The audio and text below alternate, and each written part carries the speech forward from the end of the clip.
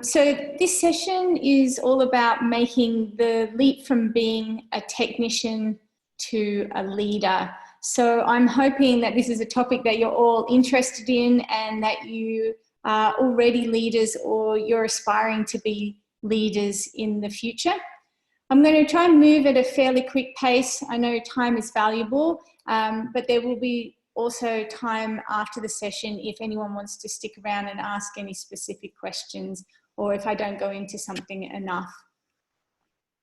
So just very quickly, my name's Jodie Bush and I'm a culture and leadership partner at Corporate Edge. So Corporate Edge was founded 20 years ago by Phil Allison, and all our development and training is focused on helping individuals and organisations achieve their potential. As for myself, I spent 17 years working on transformation programs across Europe and Australia, and I opted to leave the corporate world and focus on executive coaching and facilitation, and that's where all my energy is going right now. So what are we looking at covering today? The main focus is looking at why it's important for leaders to challenge their priorities and challenge where they're putting their energy, what it is that separates a leader from a technician, the key challenges that people will face in making this shift in their career, how you can start to overcome these challenges if it's something that you're actually facing yourself, and also to give you a chance to think about where you are on the journey, because in the end, what we're looking at helping you with is to make that transition yourself. So a good place to start is asking, well, what do we mean by a technician versus a leader? So by technician, we're thinking about any technical aspect of a role. So it doesn't pertain to the industry, it pertains to what you do within that industry, within your role. So it's whether you're task-oriented, if you are in delivery, whether you're implementing things, you've got very technical aspects to the position that you're holding. When we're talking about a leader, we're talking about someone who's responsible for managing people, for managing culture, for providing vision, and for laying out strategic direction for their organisation. So we're going to go into that in more detail, but those are the key differentiators between the two. So with that in mind, it'd just be good to get a sense of where you think you are at the moment. I'm just going to put up a quick poll. If you can just take a moment to indicate where you see yourself, whether you think you are purely technical at the moment or essentially technical, if you're a leader, a bit of a mix, or if in fact you're not quite sure right now. Great. So not surprisingly, most people see themselves as a bit of a mix, which, you know, is actually probably the most realistic answer. Until we get to quite a senior position in our careers, we will most likely have quite a technical aspect to our role. However, you know, as we progress, obviously we, can define ourselves more and more as a leader. So, you know, the majority of people, over 70%, clearly see themselves as having a mixture of responsibilities right now. Great. So when I was putting this together, I was thinking to myself, why is this such an important topic for us as professionals? And what I kept coming back to is time and focus. You know, if you talk to professionals, particularly as they get more senior in their career, you know, the biggest challenge they have is time, and how to do all the things that they need to do within the time that they have. So you will hear people saying constantly that they're overwhelmed, they're busy, they have too much on their plates, and then they'll start thinking about things like time management. And interestingly, time management courses are amongst the most popular in the world. So we clearly have this concept that it is within our ability to manage time. But what I would suggest is that this is actually a fallacy, because time is a finite resource. We cannot create more time. We can't bend it to our will. So the notion that that we can somehow manage it it's not a great space to come from. What we need to think of instead is how we manage ourselves within the time we have. So what this comes down to is focus. So rather than trying to work out how we can manage the hours in the day, we need to start thinking about how do we manage where our attention is going? You know, what events are we allowing to come into our schedule, and ensuring that our focus is continuously directed to the right things. So if you do hear yourself saying things like, I don't have enough time, what you're actually saying is, I need to manage my priorities better. And you'll hear your team say the same things. You'll hear people around you saying the same things. I don't have enough time. I can't take that on. But really what they're saying is they don't have their priorities in the right order. So why is this so important when we're talking about this journey from technical to visionary? The reason is that in terms of differentiating between someone who is in a technical role and someone who's in a leadership role, it comes down purely to focus. Obviously, we're talking about the same individual. It's just that what they're focused on in their career changes over that trajectory. So if you are a leader right now, or if you're in a position where you're doing a bit of technical and a bit of visionary type work, how do you know if you've got your focus on the right areas? The model that we use at Corporate Edge is something called the Vision Technical model, which I've got up on the screen at the moment. And what this highlights is that as we progress in our career path, if we are headed towards more of a leadership position, the proportion of the time that we're spending on visionary tasks increases, and the proportion of the time that we're spending on the technical aspects of our role should decrease.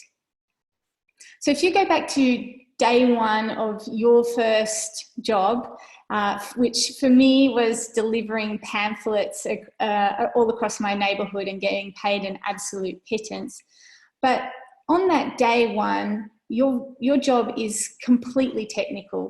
I absolutely was not expected to think about anything beyond getting those pamphlets into a letterbox.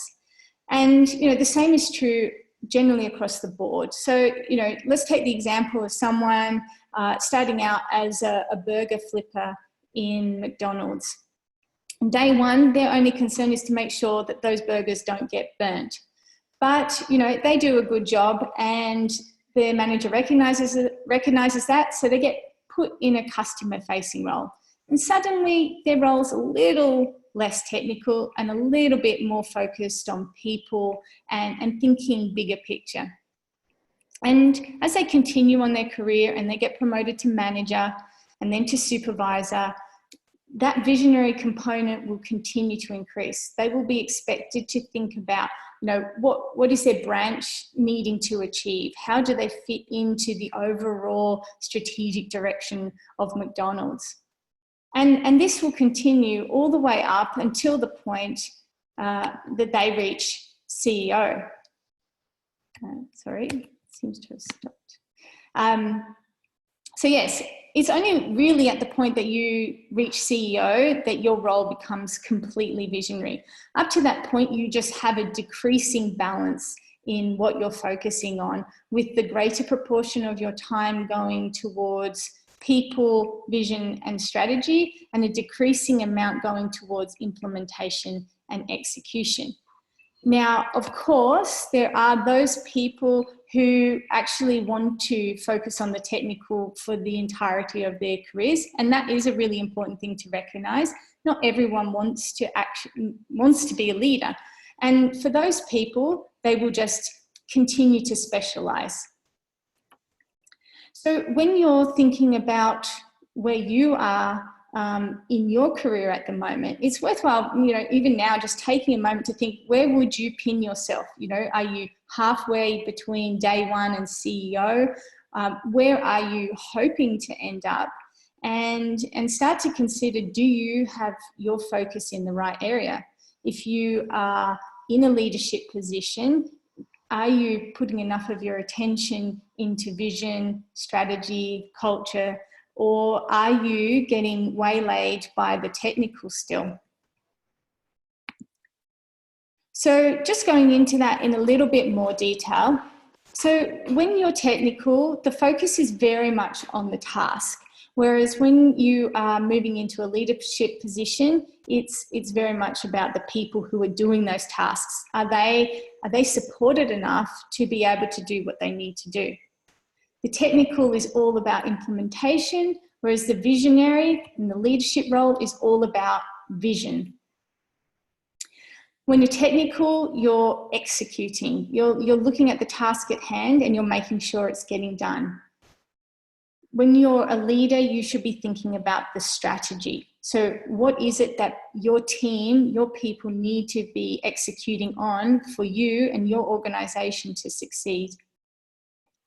Technical will be far more reactive. It's about responding to business need, whereas visionary is all about being proactive. It's all about thinking ahead, considering where your industry is going, where the new technology is coming from, and ensuring that your business, your team is ahead of the game. So you'll find that technical roles are much more about maintaining the business, whereas visionary is about evolving the business. And the best way to think about it is, when you're technical, you're paid to do. There is a job that needs to be done, and that's what you're getting paid for. When you are a leader, you are getting paid to think. That's the leadership part of your role. They want you to evolve the business and they want you to evolve your people.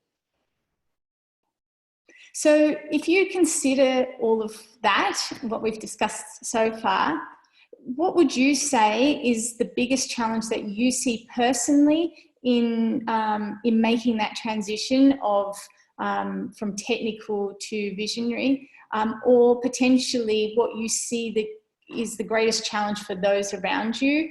I'm just going to put up another poll. So if you just take a moment, these tend to be the biggest challenges that get raised. Obviously, if you see that there are other things, feel free to add them to the Q&A.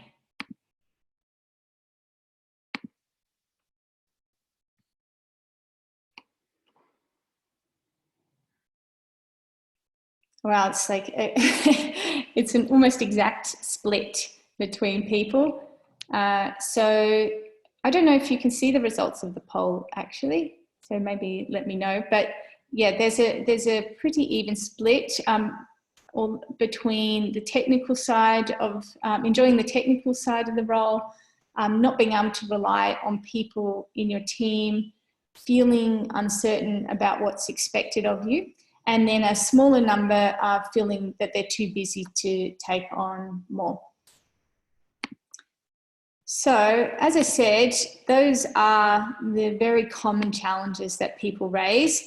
This is something that we have been working with individuals and teams on at Corporate Edge for, well, 2 decades, since before I joined the company. And this is something that people raise as problems consistently. So it is that for a lot of people, it is a sense that they lack time.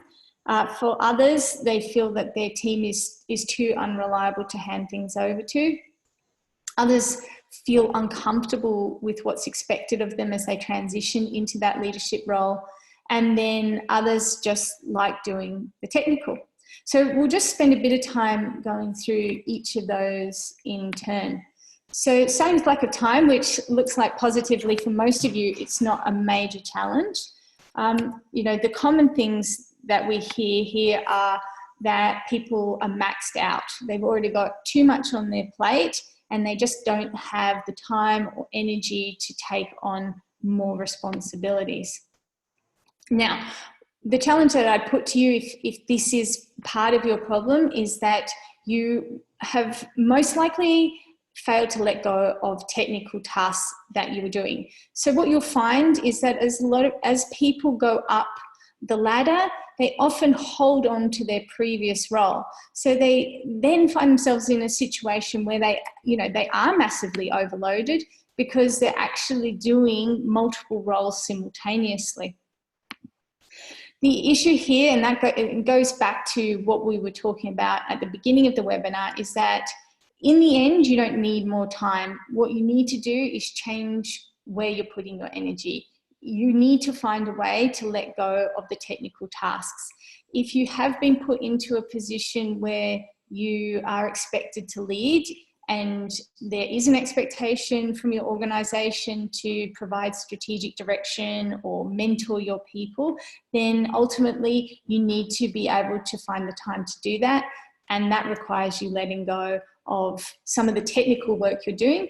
Otherwise, you will be absolutely overloaded, or you won't get to the leadership capability that you're expected to. Now, part of the problem is, when faced with this idea of letting go of technical, it can feel painful because you either have to train someone up, or you have to get outside your comfort zone, you have to learn new skills. So we can end up procrastinating. And it's only when the pain of not doing something feels bigger than the pain of doing it that that procrastination ends. So the way that you can get past this is to start asking yourself, what will be the consequences of not doing this now, of not letting go of the technical?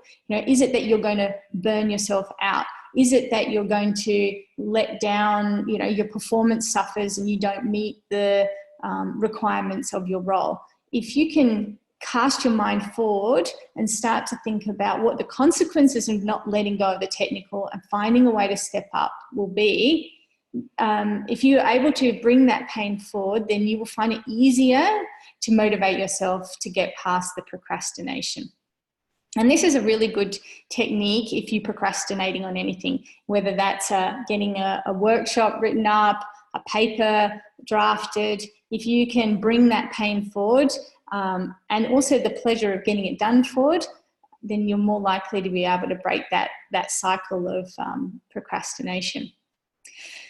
So then the next big thing is your team is unreliable. So I don't know how many people have heard say, my team are a complete bunch of monkeys. If I give them this work, nothing will get done. They'll make a complete hash of it, and then I'll end up redoing it anyway. So what's the point? Now, this may be true. Obviously, there are some teams which are unreliable. That's a fact. And sometimes we end up taking ownership of a team which we have no control of. But again, the reality is that if your team don't step up, and if you cannot hand off the technical side of things, you won't be able to lead effectively. So if it is a situation where you're looking at your team and you feel they're unreliable, you need to be asking yourself, how can you upskill them so that they are in a position to take on some of this responsibility? Is it that you're underestimating them? Is it that they don't have the resources they require? Is it that they need more training? What is it that will help you build a team that you can rely on? And this is absolutely critical, because in the end, you will be the one who gets hurt by the fact that you cannot let go of the technical. So, make that your motivation. In terms of the third big challenge, not being sure of what is expected, obviously as we grow into our career, we are pushed outside our comfort zone, and we can find ourselves taking on a position that we're not comfortable with. Often we're not given any real training or mentoring around, how do I develop a strategy? How do I build a great team culture? And so we end up feeling very uncomfortable with what's required, or we emulate the behaviours of leaders that we see around us, which is also not always the best idea. But what we're left with is this feeling of discomfort and an uncertainty of how we're meant to deliver on what's required of us as leaders. So when this happens, people will stick with what they know. And that's why they end up putting more of their energy into the technical than the visionary side than they should, because it's like a safety blanket. They're still doing work, they're still producing results, but they're not actually leading. And the thing that you really need to be challenging yourself, if this is where you're at, is, leadership is not just a title and a bigger pay packet. Leading, it comes with responsibility. And so you need to be asking yourself how it is that you gain the skills that you need to. Is it that you find yourself a mentor, a coach? Is it that you take on training? Is it that you read more? What is it that you need to do to upskill yourself to take on those visionary components? You might be able to get by focusing on the technical for a while, but it will limit you in the end, and you will not be able to step up into bigger leadership roles. And you will let down the people around you as well, because it will be recognized that they don't know what the strategy is. They don't know what the vision is. And I'm sure we can all think of people who are more senior than us, who haven't provided that to us, and then we are left feeling lost and trying to join the dots for ourselves. And finally, there are those who just like doing the technical. So, the fact is, when we've spent our careers investing in a certain skill set, and we actually got into our careers because we enjoyed doing that type of work, it can be really disappointing to let it go. We feel comfortable working in that space. We like the detail. We like knowing that we can produce great results. And so we hold on to it. But, in this case, you need to just be asking yourself, is it that you want to go on and lead, or would you prefer to take the specialist career path? So, there is no right or wrong answer with that. If you are a creative designer, if you love marketing, if you're amazing at sales or engineering and you want to specialize in that, there's nothing stopping you from doing it. But if you want to be a leader in your industry, you will need to let go of the technical components of your role at some point. So again, it's just a matter of challenging your thinking and your focus. And one more thing that I would add in, and this was a late entry to the webinar, is it's what I'm famous for. For a lot of us, the whole reason that we did well in our careers is that we got really good at something, and it's what we've built our career on. And so to let go of that can be really disconcerting, and we worry that we won't be able to make the same kind of mark if we let go of that technical side. So you've been promoted for being good at whatever it might be. But the fact is, when you do hit that leadership position, you're no longer being paid to be technical. You're being paid to think, and you're being paid to lead people. So, if that is part of your mindset, and it's definitely the mindset for a lot of people, then again, it's just a matter of challenging yourself and asking, what is it that you want to be famous for ultimately? Is it that you want to be famous for being a great leader, or is it that you want to be famous for being technically brilliant at a specific skill set? So, what do all of these challenges have in common? And it's something that we've already touched on quite a bit. It's all about focus. It's all about priorities. In the end, you make a choice about where you're placing your attention, what is most important to your career and your role, and you make a conscious decision about where you're going to focus. Now, we only have to look at some of the most impressive leaders of our times to see how this plays out in reality. You know, if you look at anyone from Sundar Pichai to Richard Branson, you know, these people at one point were technical. That's where they put their energies, and that's how they started their careers. But at this point, they are no longer paid to be technical. You know, if Sundar was called in to the back office every time Chrome hit a glitch, or, you know, Sheryl Sandberg was asked to give her thoughts on why the like button was glitching, you know, their companies wouldn't be going where they are now. They are 100% expected to be visionary. And in the end, you know, these are the kind of people we want to emulate. It takes time, obviously, to build ourselves up into that position. But there is this progressive and constant upskill in the visionary side, and the constant challenge around where you're putting your focus.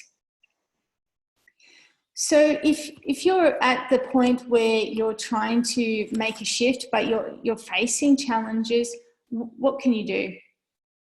Now, if you cast your mind back to the model that we were looking at, the vision technical model, clearly this isn't a spontaneous shift. It's not like you wake up one day, unless I guess you got promoted to CEO, and you're no longer expected to do anything technical. For most people, their role will actually involve a mix of technical, well, for the entirety of their careers. But if you are making that step up the ladder, the balance will shift. And so really it's more about mindset, and it's more about taking a conscious journey as a leader, and making the decision to shift your focus as you work your way up into higher and higher leadership positions. So in terms of letting go of technical, one of the key things that people immediately land on is, well, I need to delegate responsibility. I need to delegate to my team. And you might be sitting there thinking now, oh, you know what, you're right. I am focused way too much on the technical. I've been, you know, doing these reports, or I've been in meetings I don't need to, and I need to get my team to do it.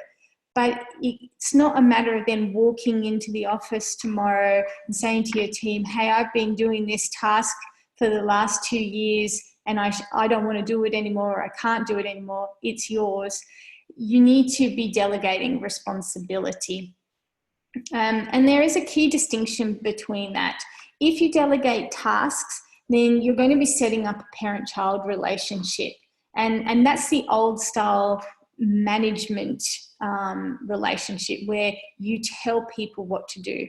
If you're a leader, it's not about telling people what to do. It's empowering them to think for themselves and giving them the confidence and resources and skills to be able to make decisions and deliver on things on your behalf. So by making the effort to give your team the ability to take on responsibilities that you used to own, you're setting them up for success, but you're also freeing yourself up. They're not going to be constantly coming to you to get confirmation that what they're doing is right. So in letting go of the technical, obviously you, if it's a task that needs to be done ongoing, you will need to have other people take it on for you. And that means you need to empower those around you.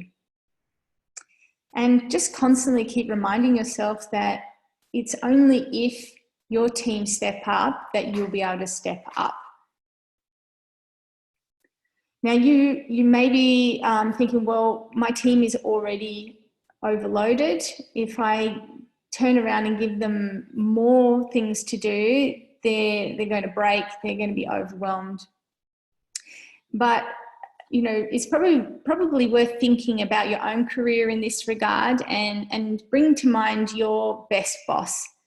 You know, so my best boss, you know, I was quite junior at the time, but I was very keen, and he gave me chances to take on things that were above my role. I wasn't paid for it. I wasn't paid at that level, but he saw capability in me and he gave me the chance to step up. Now, I didn't push back on him. I didn't say, whoa, I'm too busy. You know, I've got far too much on my plate. I was actually really honoured that he thought I was capable. And I would say that's the case for most of you. You know, if you had a really fantastic boss, they were likely someone who had confidence in you, who empowered you, who helped you grow in your career. And the way that they did that was by giving you the chance to take on more responsibility. Because if no one did that, you would just be flipping burgers the entirety of your life. So if you're thinking, oh, I've got to shield my team, from the work that we've got coming in, just remind yourself that you're not actually doing them a service by shielding them. It's only if they get a chance to take on more responsibility that they'll actually grow. And, for those of you who are more at the beginning of your career and you might not have a team that you can hand things on to, what you need to be thinking about is how you can look for opportunities to take on more responsibility and, how in turn you can shift your priorities. And a lot of that is just about having those conversations with your own leadership. So that brings us to the end of the core part of this webinar, but where I wanted to end was to give you all a chance to think about where you are in terms of your own career. So if you have a paper and pen there, then you can take a few notes right now. Otherwise, I'll send this out after the webinar. But what I'd like you to think about is, given where you are in your career trajectory, somewhere between day one and CEO, what proportion of your time is spent on technical activities versus visionary activities? And would you say that that is fitting with where you are in your career? So if you're, in a senior, in senior management or senior leadership, the bulk of your time really should be on strategy, vision, and people. So ask yourself, is that where your time is being spent, or is a huge part of it, is the bulk of it actually still being invested into the technical? And once you've done that, it's worth then considering what is the impact on your ability to lead if you don't let go of that technical component of your role. If you are unable to start, building a clear vision and sharing that vision, if you are unable to create strategy that will evolve your business, and if you aren't able to invest in your people and grow your people, how does that impact your ability to lead? And what's the potential impact on your team and your business if you continue to focus on the technical to the detriment of the more visionary components of your role? Because there will be an impact. So, from my own perspective, if I think of some of the clients that I coach, particularly people who own their own businesses, they can have a real challenge in letting go of the technical aspects of their role because they have such a high investment in the outcome. But what this ends up meaning is they're not thinking about where they're proactively taking their business, and this curtails what they're able to achieve as a business. So yes, if you do realize that the balance isn't right, you need to be really thinking about then, what is the cost? Is it a cost to your career? Is it a cost to your organization? A cost to your people? Because there will be an impact. And finally, once you've reflected on that, you can start thinking, well, what are the things you need to stop?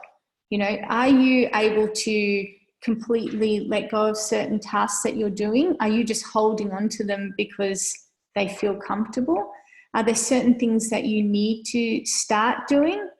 And are there activities which you can continue that will help you move into the leadership space? And if you can continue to do this, go through this process of challenging yourself through, throughout your career, then you will find that you put yourself in a better position to manage your focus and manage your priorities. So to end, there's, I guess, two key questions. And the first one is, listening to all of this and reflecting on your career, do you want to be technical or do you want to be a leader? If you want to, in fact, focus on the technical, then that's fine, and own that. Don't put yourself in a position where you're expected to look after people and culture and to draft visions and strategy. But if you do want to be a leader, then constantly challenge yourself to let go of the technical so that you can continue to rise up in your career. And ask yourself, regularly, if you're not putting the time into being visionary, and if you're not thinking about how things could be done better, then who is? Because the more senior you become, it's going to really come back to you to be able to provide that direction. So that brings us to the end of the webinar, the core part of the webinar. I'm very happy to take any questions that people might have. We are going to send out the webinar after this, which has all the questions. We also are around to answer questions outside. So if you would like to email me or connect with me on LinkedIn, I'd be really happy to talk to you about anything that you might be curious about. And there are also a whole host of pre-recorded webinars and videos and training at Corporate Edge as well. So if you are curious about other work that we do or other models or other topics, then I encourage you to go and take a look at those.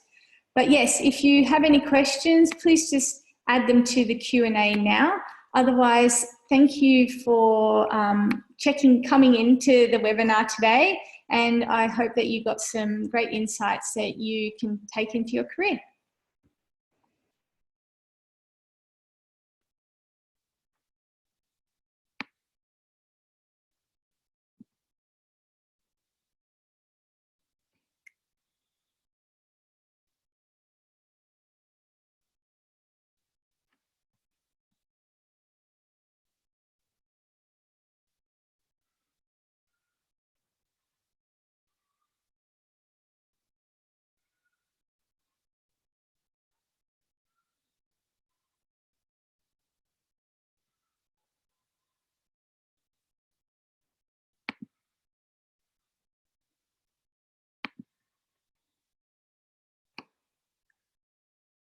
So, Mitch, how do you suggest to garner the respect from senior leaders who are used to you being in a technical role?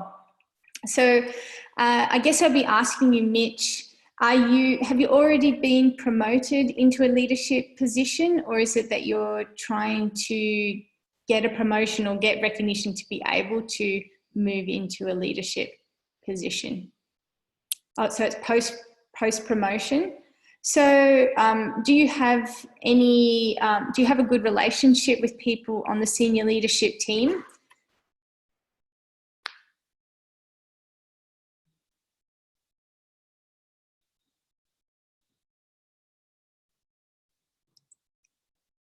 Because really the key thing is if they've promoted you into a leadership position, then there would be an expectation that you would be taking on more of a visionary role. So first thing, well, thanks for answering that. Yeah, if you have a good relationship with some of them, I would be connecting in. I think relationships are absolutely the key to building your credibility within an organization.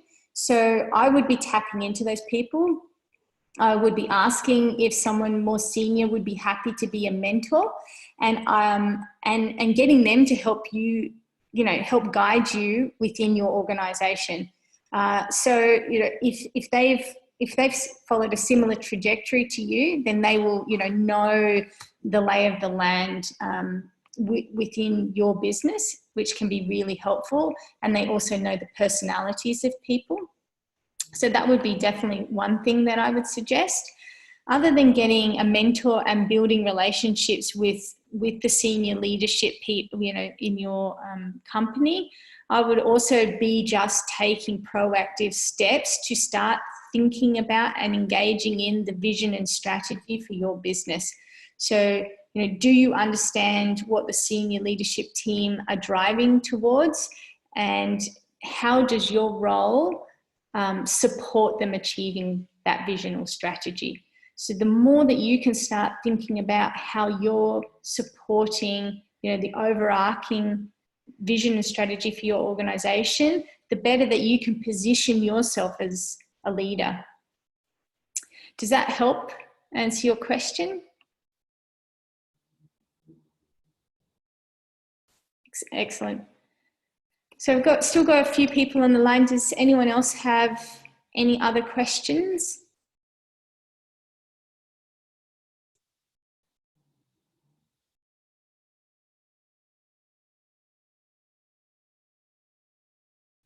So we've got one from Ben. Sorry, they're coming up in two different spaces for some reason. So from Ben, how does one go from a role that still requires technical, but also requires one to also think strategically about the team and the business? So realistically, this is going to be a challenge for most people. If you think about the fact that really up until you reach CEO level, there will be a technical component to your role. So it is a bit of a juggling act. What you need to be asking yourself is, are the technical bits that you are still focusing on still relevant to your role, or were they relevant to your previous role? And if you are doing things and you're putting energy into a space that was part of your previous role, that's the bit that you need to challenge. So you need to be letting go of things that you're no longer really being paid to do. Someone else should be doing it. Someone below your pay grade needs to take that on.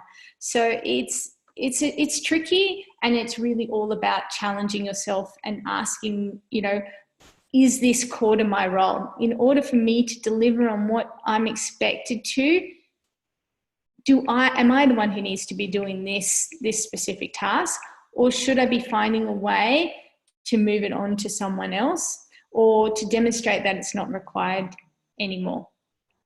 So yeah, that's the best way to think about it, is just asking really, what does your role require of you, and how do you challenge yourself and your focus? Does that help, or is there another part of your question, Ben?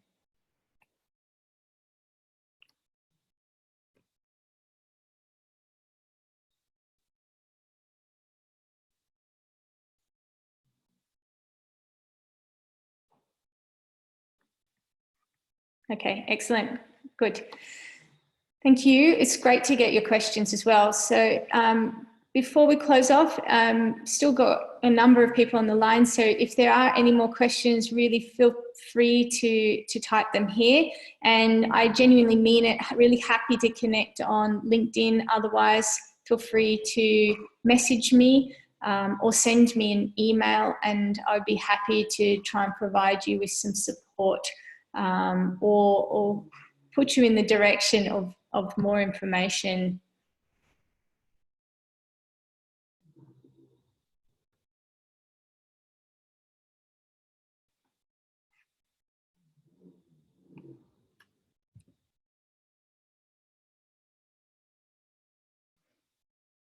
So I think that might be all of the questions. So I will end the webinar here and give you back a little bit of time in your day. Thanks again, and look forward to engaging with some of you in the future.